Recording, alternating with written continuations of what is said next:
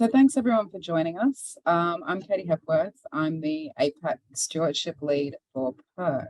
And I just wanted to say that thanks to everyone for joining us for this launch of the report that PIRC has just produced called Cleaning Up Their Act, which looks at due diligence, modern slavery due diligence in the property sector. Before I begin, I just want to acknowledge that I'm coming to you today on the land of the Gadigal people, and I just want to acknowledge the elders past and present and acknowledge that sovereignty was never ceded.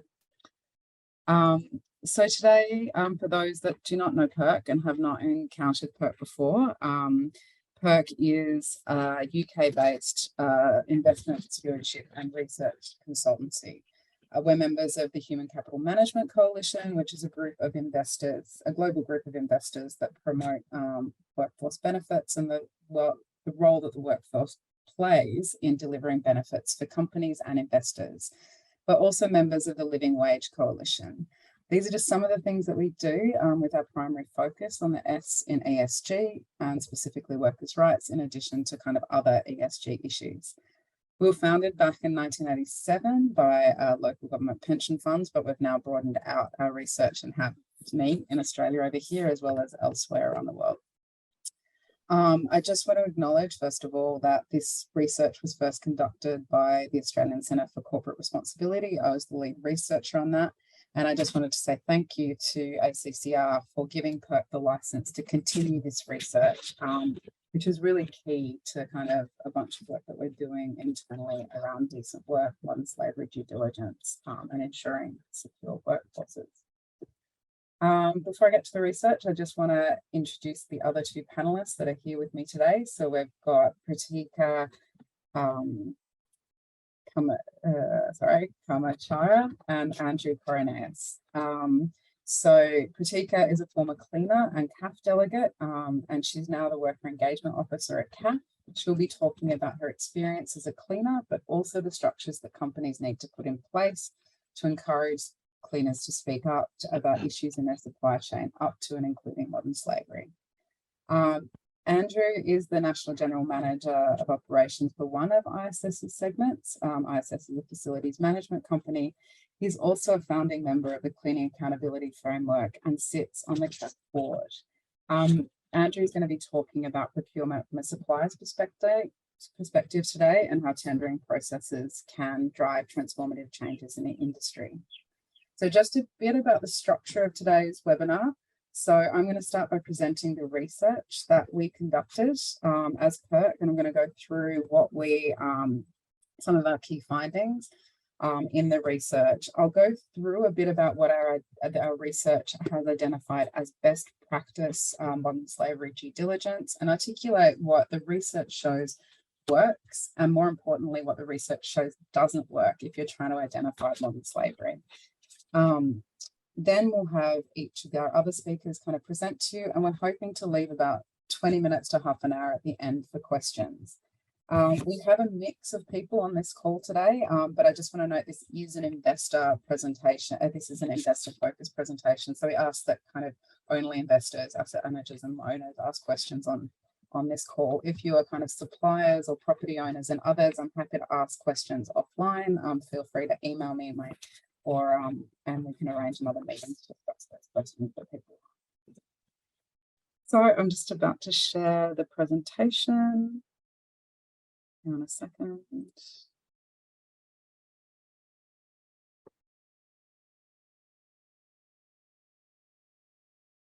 Okay.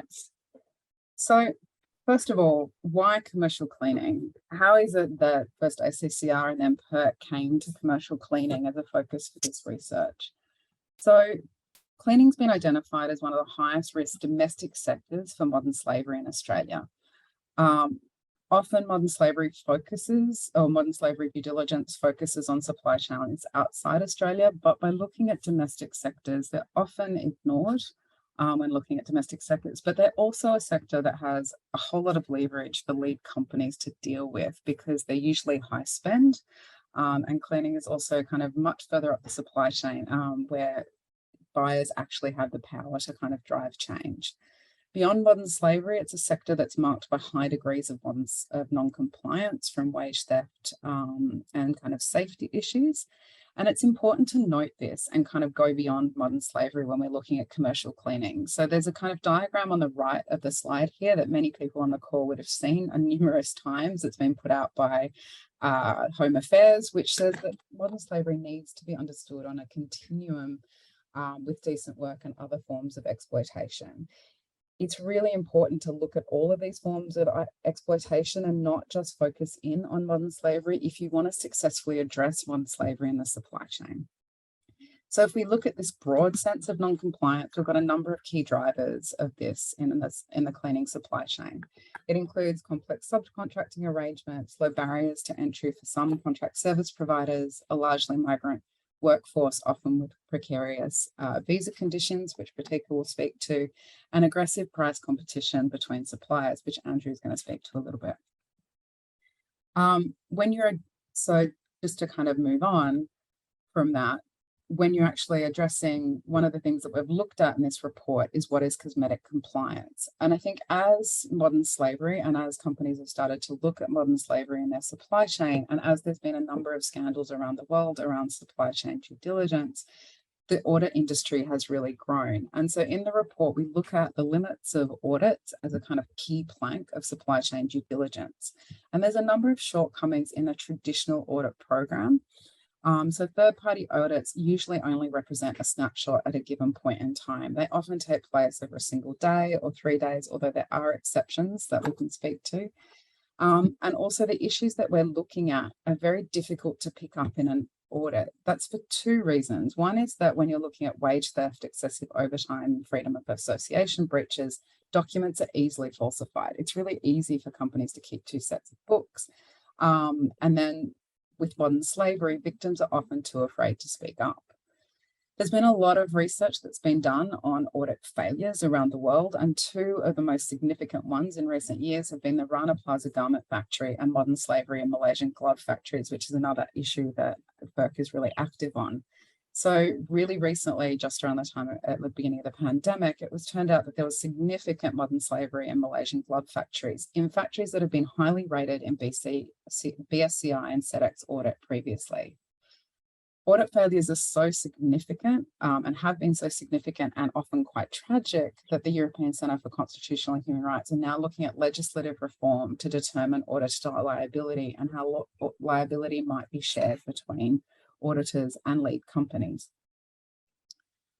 Compared to that, we've been looking as PIRC at effective compliance and what that involves. And so there is a model called worker-driven social responsibility.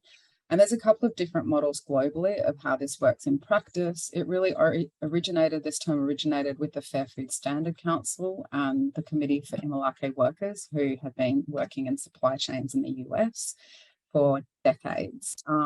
And then the Cleaning Accountability Framework, which is really the only mechanism at present that meets the worker-driven social responsibility principles in Australia. So there's a couple of principles that we've identified for worker-driven social responsibility. The first of which is a multi-stakeholder approach, which is why we have the people around the panelists on this today, involving workers and trade unions, as well as suppliers. It's really crucial that workers get peer-led labour rights education. So that's workers providing education to other workers around the issues in their supply chain, and that there is a formal role for workers in grievance procedures. And I'll let Pratika speak a bit to that and how that works in practice. And finally, responsibility for compliance is shared by suppliers and buyers and lead companies. So that means that it's not just the supplier's responsibility to deal with compliance in the supply chain. Lead buyers have a responsibility through their procurement practices and their tendering to ensure that compliance is possible. So the Cleaning Accountability Framework is an example of best practice, and I've got some lists of which buildings are certified on the right. It's a cross-sector approach between business, property owners, managers, unions, and statutory agencies. So that's the Fair Work Ombudsman. It focuses on fair and safe and secure work. So as I mentioned, it's important to go beyond modern slavery to look at decent work. And so by looking at decent work, CAF, and ensuring decent work in the cleaning supply chain, that is what gives cleaners the security to speak up about the issues that they see in their supply chain and ensure that any changes that are made are kind of secure. Cleaners have a formal role in the certification of buildings. So every certified building has a CAF representative at the site, and Pratik will talk about that and her experience of that. And pricing benchmarks are developed with the input of those cleaners to ensure that the tender price enables cleaners to work within safe productivity levels. We know that there's been an intensification of work in cleaning supply chains over a number of years, and that they often run either at unsafe levels or at levels that do not deliver the minimum wage. So I guess this year, a significant milestone this year is that the Cleaning Accountability Framework and the Property Council of Australia announced a partnership this year to kind of further develop and kind of join together the different strategies that they have around modern slavery due diligence. So just a bit about the research process on the report. So we used about 60 different indicators that we broke into 6 themes. Now the 6 themes that we use, and I'll go through these in the different slides, all come from the modern slavery legislation. So we oriented the research across that. So, and I'll go through them. We'll quickly go through theme 1 to 3. So the first 2 are pretty self-explanatory. So providing a clear description of the company and also having commitment to eradicate modern slavery and embedding that in the operations of the company itself through management styles and also kind of supplier codes of conduct. The next one is risk assessment, and that is really about how companies take a risk-based approach to managing modern slavery and how they prioritize different parts of their supply chain for action. So that looks at the type of leverage that lead companies have over their supply chain, as well as the severity of the risks in different parts of their supply chain. Leading companies will develop differential assurance actions. So they may have questionnaires for low risk suppliers, but they may have kind of progressive audits that are put in place for higher risk suppliers or higher spend suppliers. And so leading companies actually report and provide detail about how they do this differential assurance action. We believe, or the fact that we saw the largest leap in this section of it reflects, I think, the growing maturity of the work that's been done by the Property Council's Modern Slavery Working Group to develop kind of supplier questionnaires and shared work on supplier assessments. And you can kind of see that work happening through the kind of appointed audits that property companies have been running of the information that they've been collecting under the supplier questionnaire platform. So theme 4 is responsible purchasing practices. And this is a really core part of what we're seeing. And I do want to just say that we will be sharing the slide pack as well as the report after this. We'll also be sharing a video of this in case people are trying to take notes. So the Fair Work Ombudsman, the regulator for those not in Australia, identified the purchasing practices of property owners, as a key driver of wage theft in their industry. So this means that often property tenders, and Andrew will speak more on this actually, we're often set to kind of a race to the bottom on pricing. Leading practice, which is what CAF is promoting, is about having an independently verified benchmark rate that ensures safe productivity levels, policies not to accept tenders below a benchmark price, and to ensure that cleaners have input into development and the ongoing certification of benchmark rates. Concerningly in our research is that companies fall short of even just disclosing how they assess their tender pricing. This doesn't mean that they don't have these policies in place. It just means that they don't disclose this in their reporting. And we have only been able to assess what is in the modern slavery reports and other sustainability reporting and other public reporting by the company. It's really crucial that companies disclose to investors how they're assessing tender pricing and what they're doing to ensure that contract pricing is sufficient to deliver the minimum wage. On theme 5, and I'm coming to the end, we've got is around identifying and monitoring compliance. So that's about the audit programs, the whistleblower hotlines, the other ways that companies identify non-conformances on a regular basis. And I want to draw attention to the idea of worker voice that's going to come up, I guess, in the 2 other panelists' work. And that's that there's 2 different kinds of worker voice. So these are descriptions by the OECD, but you'll find other descriptions of it. And that's the distinction between direct communications between management and workers, I guess the traditional whistleblower hotline, your toolbox meeting, and communication by representative institutions like trade unions. So in this, we've scored basic companies as only having direct forms of voice. So that's forms of voice that are whistleblower hotlines, but they do not involve trade unions or have worker representatives to support other workers to raise issues in their supply chain.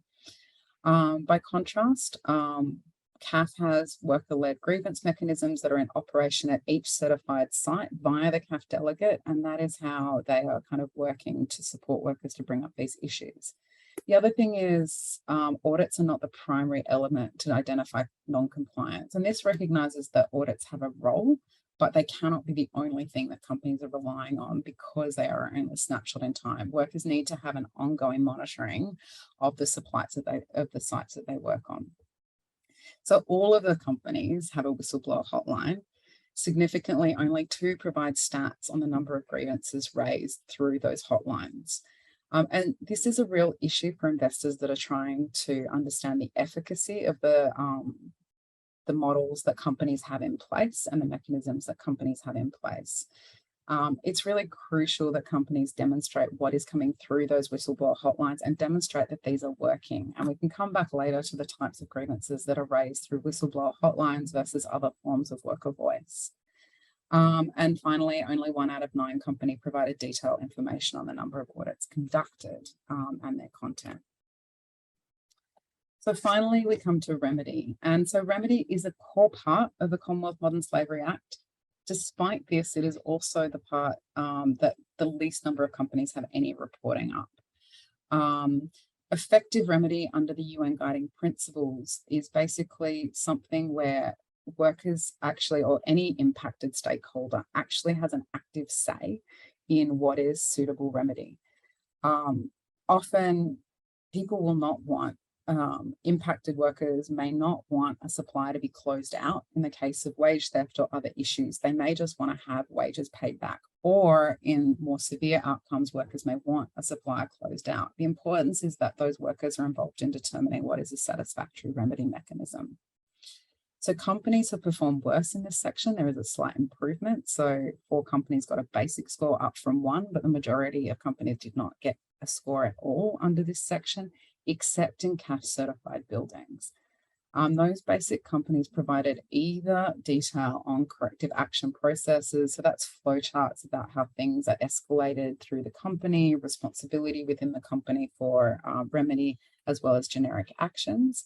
And they may also have provided, or they provided a case study of remedy. Improving companies provided both, and leading companies had an active role for workers. I just want to draw attention as we conclude to, I guess, some of the ways we assessed it. So in the first iteration of this report, we scored companies based on the highest score that one of their buildings got. So any company that had a CAF certified building would get leading under those sections. In this report, we've separated it out. So companies that have buildings certified by a CAF will often be scored twice. They'll be scored for their CAF certified buildings, and then they'll be scored for the programs that they have in place in the rest of their portfolio. And that's really to kind of demonstrate, I guess, the differences and highlight the differences between the CAF certified buildings and the whole of portfolio. I'm going to leave that here. And that's a bit of a quick overview, and I'm going to send it to Andrew now to really pick up on a couple of the points that I raised there. So over to you, Andrew. Yeah, thanks, Katie. I appreciate that. A couple of key points there. The cleaning industry and cleaning contracts within buildings really is a high spend. We see our industry as high revenue and low margin, meaning that most companies will operate on sort of mid-range single-digit profit margins, which really creates a challenge through our industry. And absolutely, investors and property owners have a significant amount of leverage within the cleaning industry, and setting budget benchmarks at an accurate level. What we often find as contractors is that budgets for cleaning continue to get squeezed over the years. It's often a big chunk of money that's not really seen within a property. The cleaning is often done after hours or before hours, and the staff aren't actually seen on site. So a lot of people often question why they're spending so much money on a service that they don't actually see what they're getting from it.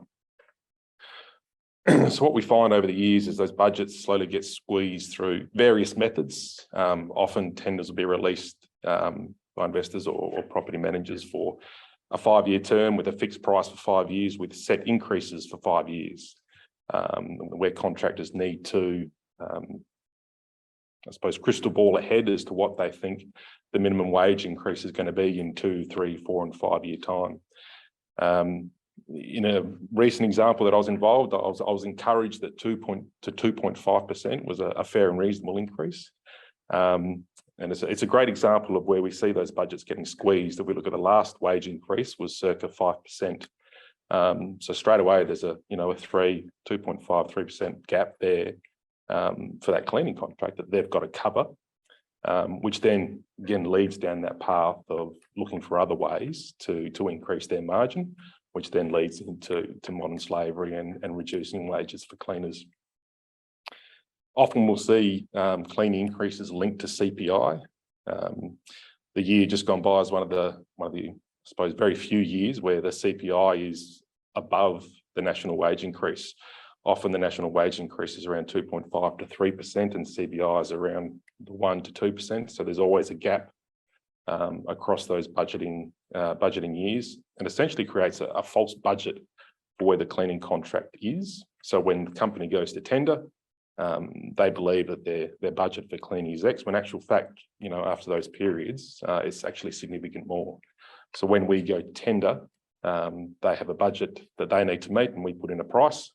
And then often there's a conversation about we need to reduce, and we need to reduce, which then drives that trend towards reducing labour and reducing wages.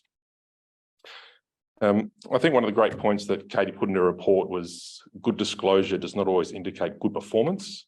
Further to that, compliant bids don't always indicate good performance either.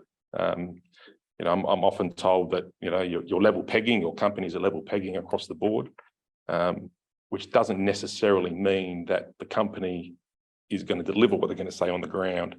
The beauty of CAF and where we see CAF coming in is that they actually get to the ground, they actually speak to the cleaning staff and really drive it from the bottom up across all stakeholders, which really leads to a better environment for staff and cancels out that modern slavery. Katie also touched on social audits and whistleblowers. We really see a challenge with this.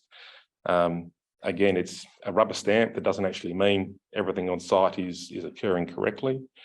There are a lot of contractors out there will certainly pass social audits, but then still look to subcontract and reduce wages across the board. One of the challenges we see as well is training of procurement through procuring of labour services. I've heard many times in my life in the cleaning industry that people don't like to procure cleaning services because it's too hard.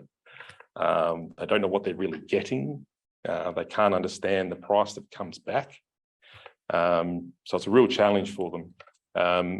With the CAF process and the CAF templates, it's really clear for contractors to identify staff, identify hours that they're putting into a site, and identifying wages that they're paying. So from a procurement process, it's a very easy process to step through and have a clear understanding what the cleaning companies are providing to their staff.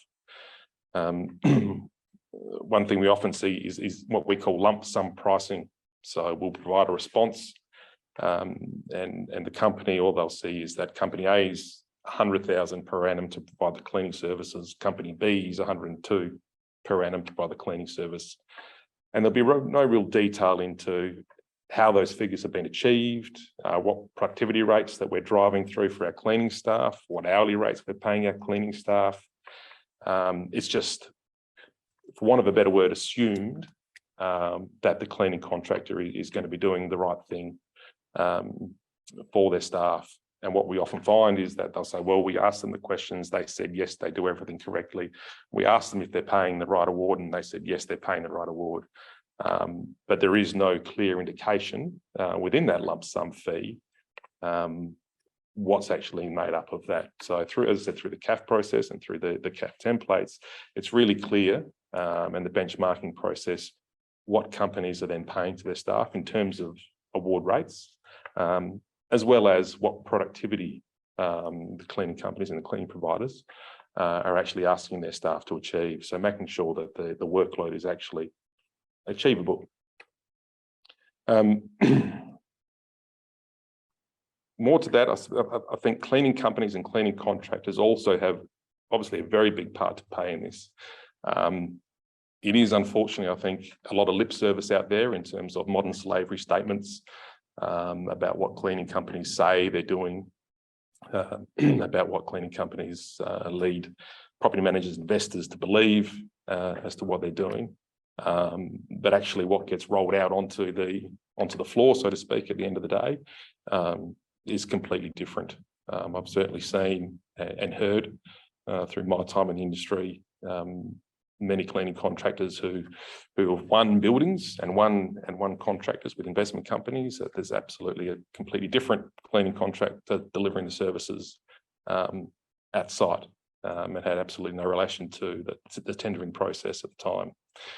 Which again, as people then take their margin cuts off the top, as it's subbed and subcontracted down the line, that then puts pressure on the margins of the business. It puts pressures on the wages for the cleaners.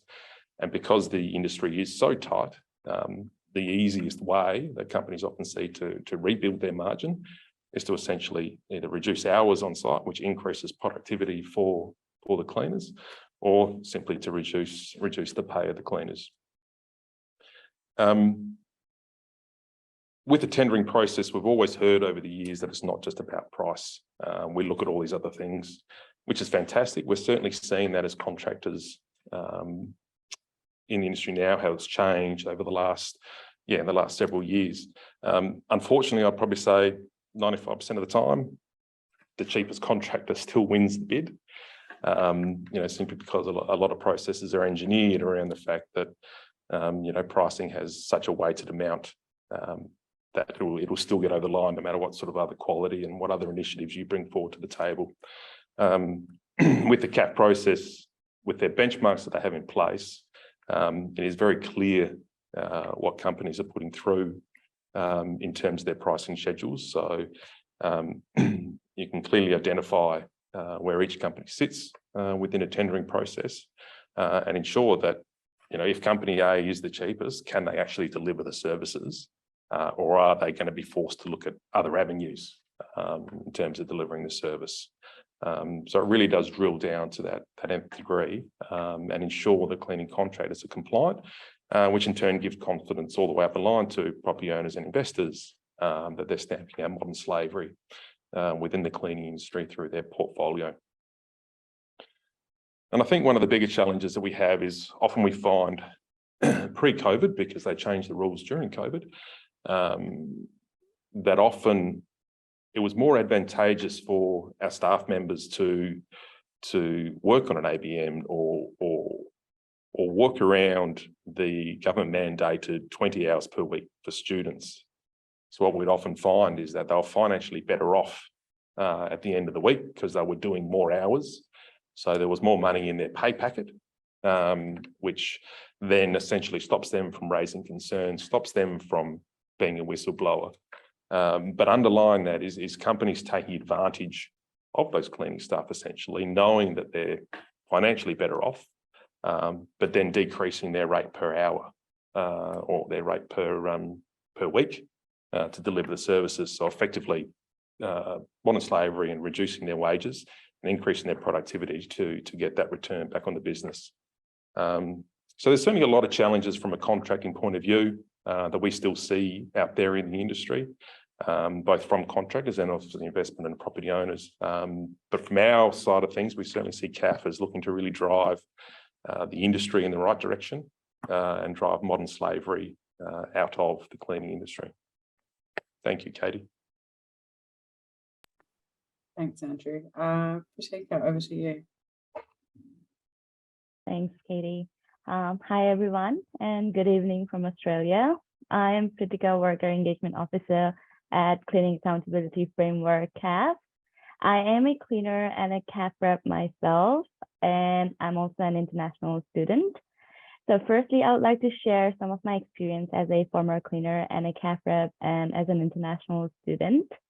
I came to Australia as an international student, and cleaning was my very first job. I worked as a cleaner for 5 years.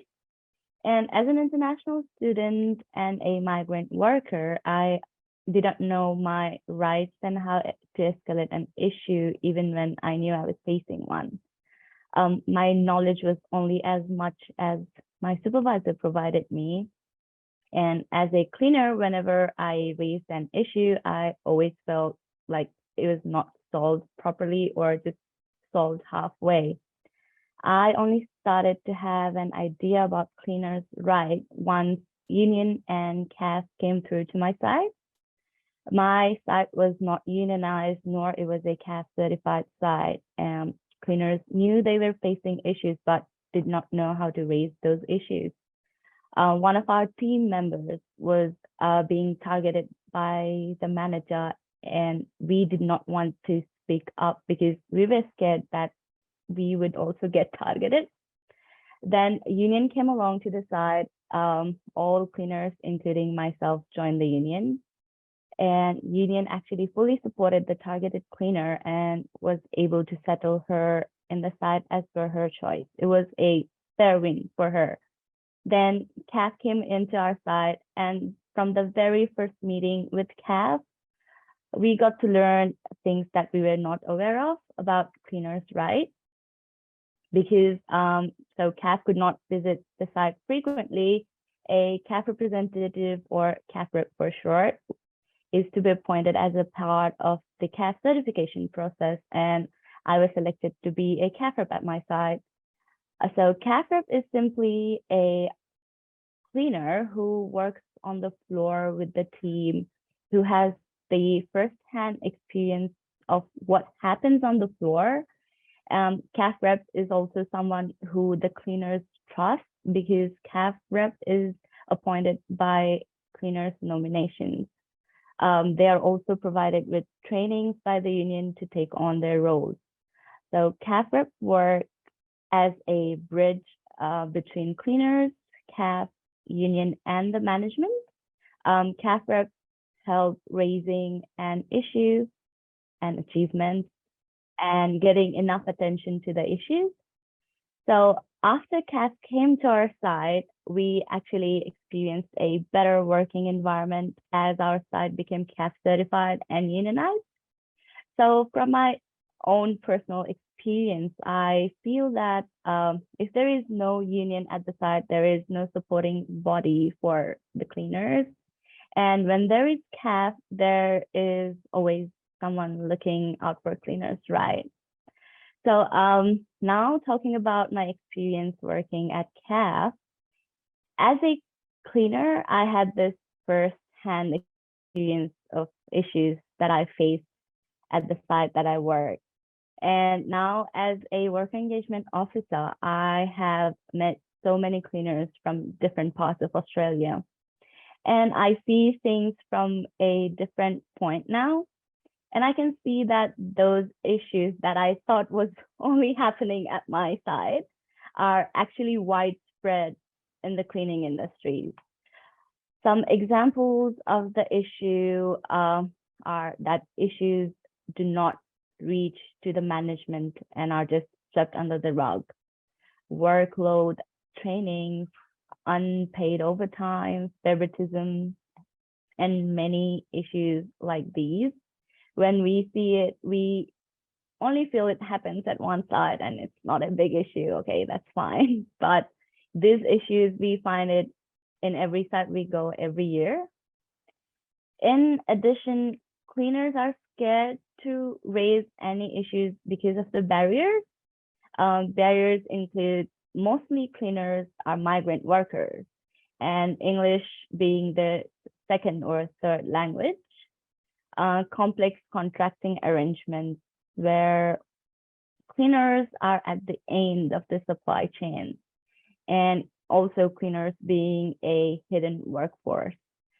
So to make the workplace better for the cleaners, the things that would work well are having union memberships and unionizing the sites, having an active CAF rep, and having sites be CAF certified, having a supportive contractor and a very supportive management.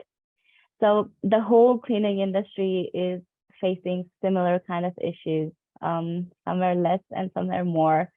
And CAF is trying its best to make the cleaning industry better, but CAF alone cannot achieve the goal. And we really need all the stakeholders to work together to make the cleaning industry better.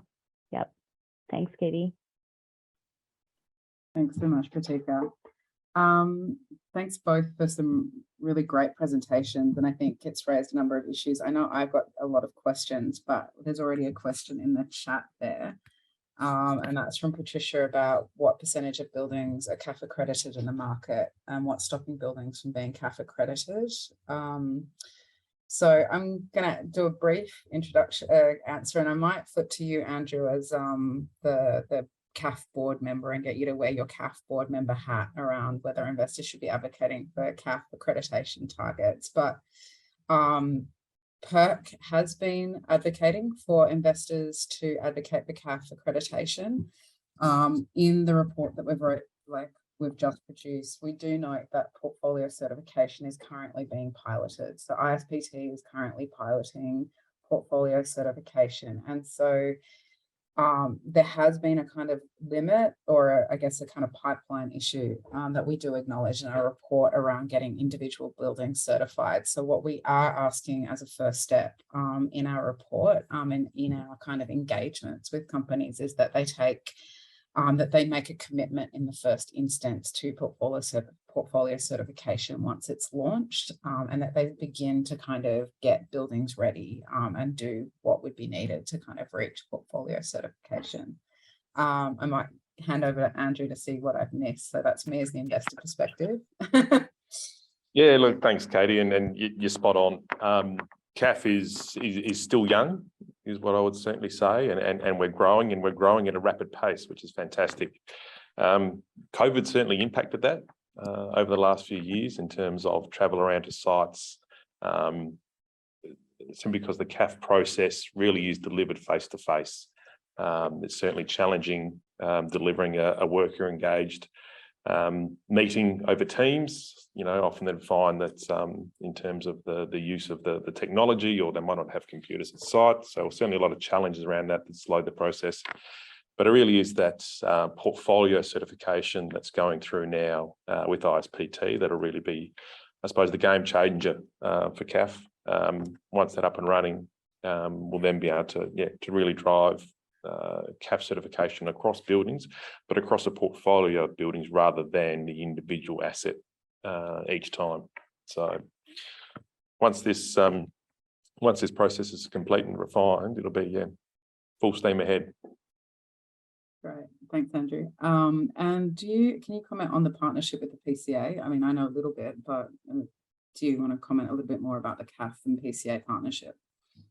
Oh, yes, certainly. It's we've always had a positive relationship with the PCA and CAF, but now, we've just signed a partnership. Certainly going to work together to really drive CAF and really drive modern slavery across both organisations. So I think it's a fantastic outcome for the industry, because it really will, I suppose, shine the light on modern slavery and the impact that it's having across the board, and the role that each, I suppose, person and each job plays through that procurement process to really stamp out modern slavery. And I think it's great recognition, that building owners and building investors and property management companies certainly have a role to play through that process. Right, thanks, Andrew. From Lisa, just a question about what worker voice tools are effective and any examples. So I want to start by drawing attention to the research that the Property Council commissioned by KPMG Banara, which was looking at grievance mechanisms and different types of worker voice and worker involvement. And they kind of look at the intersection between different tools. One of the things that they do highlight through that is the very specific role that trade unions can play in worker voice, and for many of the reasons that Pratika mentioned, which is that without that, workers, first of all, do not know their rights and aren't exposed to them, but also without that additional support to kind of raise issues, they may not raise the issues. And if you compare the stats, the limited stats that companies were producing on their grievance mechanisms, the number of grievances raised through the whistleblower hotline and those formal tools are very different to the number of non-conformances that were raised through kind of CAF audits. So the companies that kind of were actually reflecting on the CAF audits and the non-conformances raised from that are really, really different processes. And you can kind of see those differences there. Moving away from cleaning to probably an issue that's kind of closer to many of the people that people on this call may have a much closer relationship to is the issue of sexual harassment. And if we think around the kind of lack of reporting that has happened over many, many years around sexual harassment and the kind of, I guess, explosion in reporting in recent years.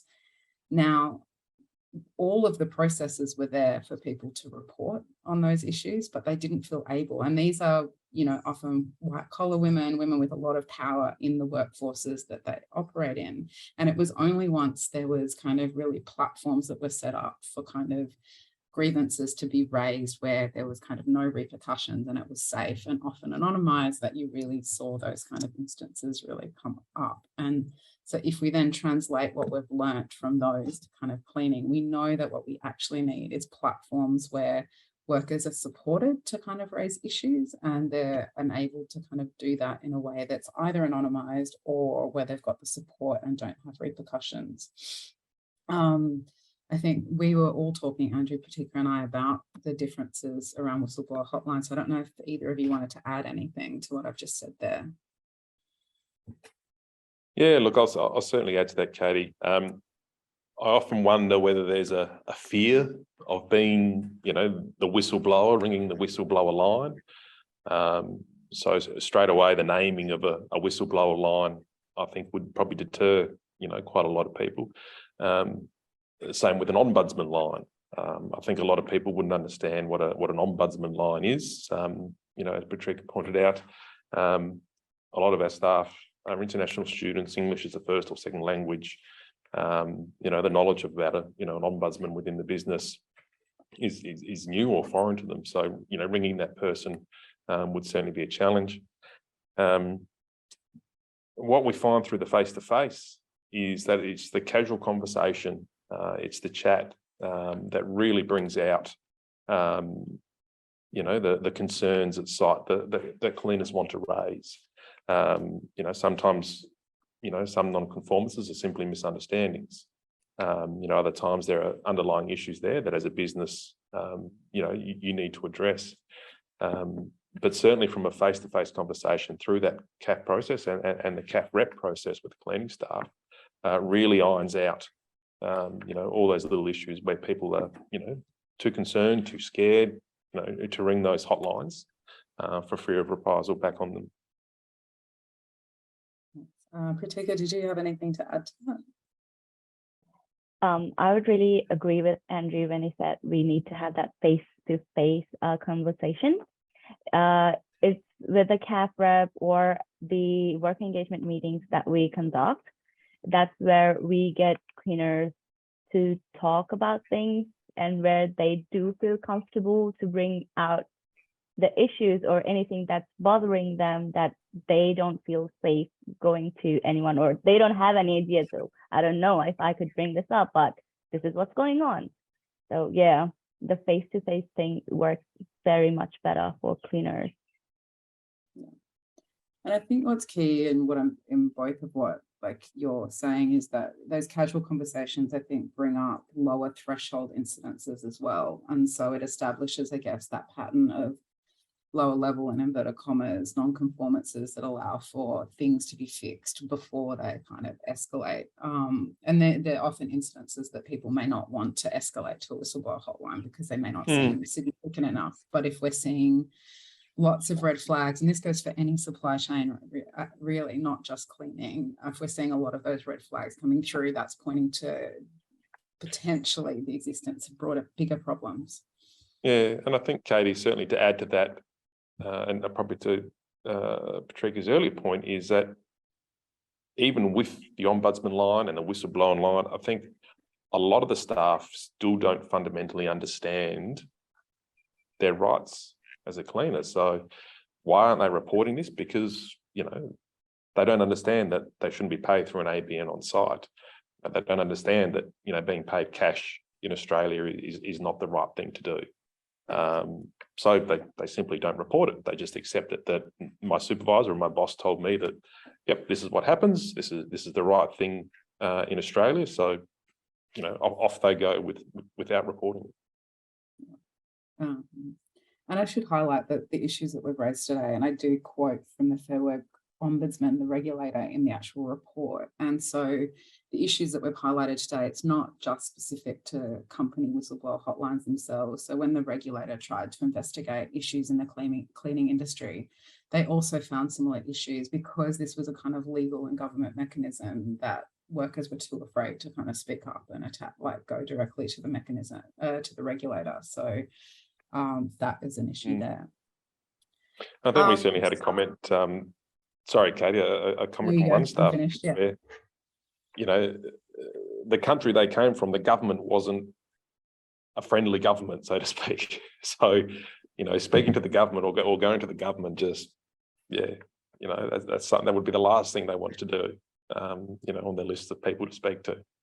So it really sort of red flag to us, you know, the CAF process and having those conversations that, you know, there is such an added value, you know, to that on-site conversation. Yeah, and I think that's right.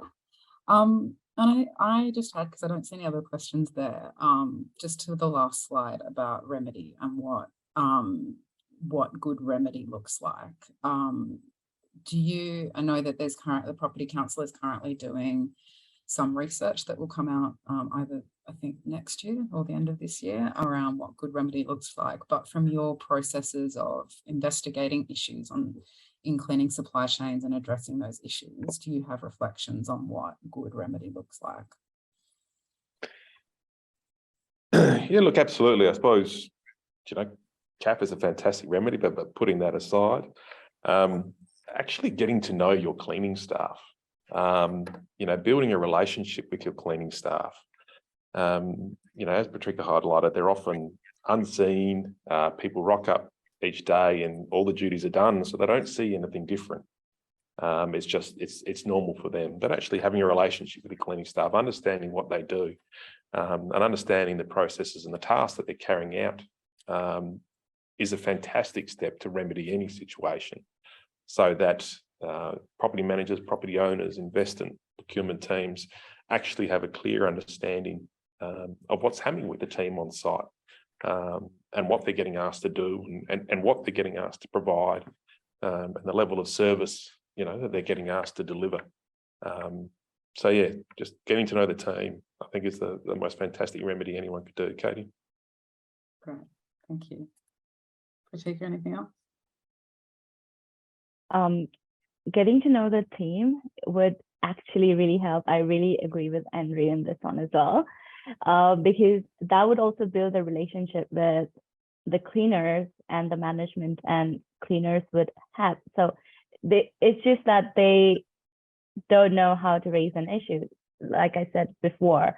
And when they have a relationship, they know their rights and they would know what they can do, and they know who they can go to when they're facing an issue. And they do have that trust. They can create a trust between them that, okay, if I'm having this issue, I'm going to the management, they're going to get it fixed. That's the best thing that could ever happen. And that's a really good point. And it just leads, I wanted to draw attention just to, there's another case study from a different supply chain that's in the report, which is the farm worker case study from the US. And that idea of remedy that is quick and visible to workers is really crucial. And so, you know, it's that, you know, cleaners can actually see, or any impacted worker can actually see the investigation take place and that they can see the remedy happen, and that's what builds trust. And so that's in there. So there's a couple of other questions there. Should property, just the first one, should property managers provide training to cleaning staff regardless of the procurement supplier company? I'll hand that to you, Andrew. Yeah, look, great question. I'd probably want to understand your thoughts on training. I think if it's relating to cleaning, I would hope that the cleaning contractor certainly can provide that training to their staff. Specifically relating to award training and the rights of the cleaner training, absolutely get involved. Absolutely highlight to the staff what their rights are, so that they clearly understand. As a business, we hold Are You OK days, Thank Your Cleaner days.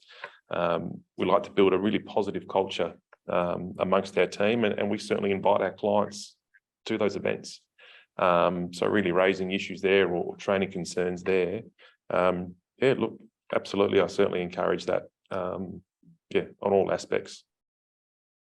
And I just want to add to that is, I know, Patricia, the last question was about CAF certification and that pipeline. And in terms of what we'd be expecting, if a building in the interim, there's nothing stopping property owners or their suppliers inviting the union in to brief cleaners directly before CAF certification occurs. So that is, there is an ability to bring the union in to have that support ahead of any certification that's happening, and to allow that to happen. And that really is the groundwork on which CAF certification will occur. So property owners can start that work ahead of certification.